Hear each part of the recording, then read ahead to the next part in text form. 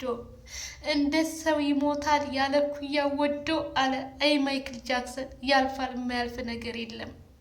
በጣም ነው ያዘንኩት ጋይስ። ሰበር ዜና። ሰላም ጤና ይስጥልኝ ክብራንና ክብራን አድማጭ ተመልካቾቼ በያላችሁበት የዓለም ዳርቻ ሰላማችሁ ይብዛ። ላይክ፣ ሼር፣ ሰብስክራይብ በማድረግ ይሄ ቪዲዮ ለሁሉም ይድረስ። ጊዜ ለኩሊ ማለት ነው። እንዴት ናችሁልኝ? በጣም የሚያሳዝነው በጣም ልብ ሰባሪ የአብርሃም ታደሰ ቪዲዮ ሌሊቱን ማነጋገሪያ ሆኖ ማደሩ ተሰማ። ታዲያ ሄርሜላ የመንደሮን ፊትም ምንም ችግርህን ልረዳህ አልችልም፣ ሴት ልጅ ነኝ፣ ለደቂቃ እንኳን ምንም ሀሳቤ ልትረዳኝ አልቻልክም። በአንድ ቀን ነው ልክ እንደ ባዕድ ሀገር ባዶ ያረከኝ ብትልም ሄርሜላ ግን አንቺ እየተረገምሽ ማለት ነው። ምናለ ሌላውን ተወት አርገሽ ችግሩን እንኳን ተረርተሽ አብራችሁ ይሄንን ጊዜ እንደምንም ብለሽ ብታሳልፊ ምን ነበረ? አይ የሰው ልጅና እንትን እኮ አንድ ቀን ነው የሚከረባበቱት። ሌላ ወደ ሲያገኙ ወደ ሌላ ወዳጃቸው ይሄዳሉ። ከዛ ምንም እንዳልተፈጠረ ያንን ጊዜ ሌላን የሰውን ልብ አቁስለው ይለያሉ ማለት ነው። እኔ ምንቁቤ ቤተሰቦቼ እኔ ሄርሜላ እኮ ጥላው የሄደች አልመሰለኝም ነበረ ማለት ነው። ሄርሜላ ግን በጣም ነው የምታሳፍሪው።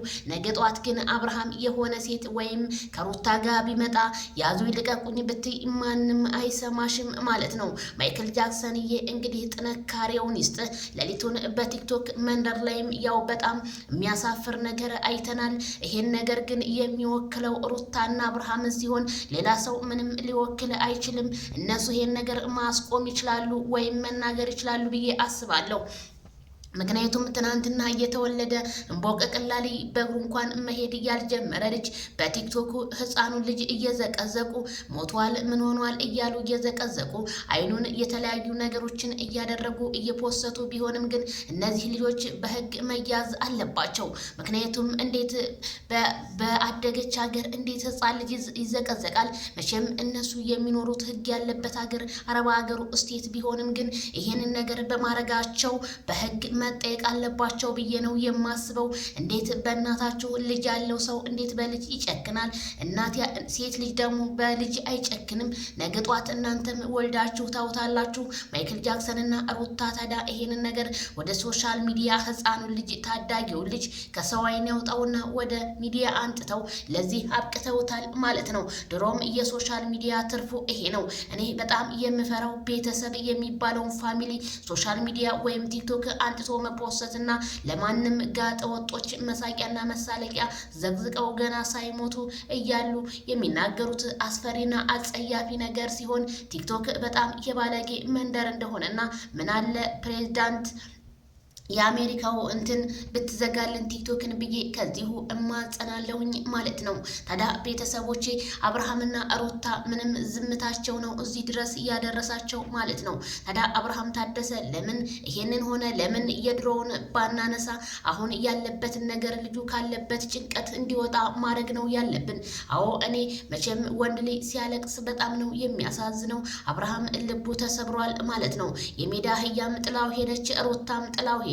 ታዲያ ይሄ ልጅ ከማጎን ሊሆን ነው ወይስ ከማጋ ሊሆን ነው በማለት ጥያቄን እያቀረብኩላችሁ እገኛለሁ። ታዲያ ብዙ ኮሜንታተር ተጽዕኖ የፈጠረው አብርሃም ራስክን እንዳታጠፋ እባክህ ራስክን ጠብቅ የሚል ነው ማለት ነው።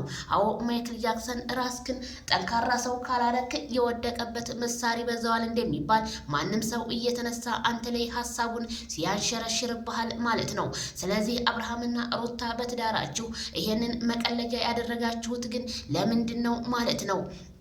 እኔ በጣም የሚገርመኝ ነገር እንዴት የሰው ልጅ በህይወቱ እያለ በትዳሩ ላይ እንዴት ይቀልዳል እያሉ ትዳር ያላቸው ሰዎች ሀሳባቸውን መስጠታቸው ተሰማ። ታዲያ ይሄ ለህዝቡ ምንድን ነው የሚያስተምረው?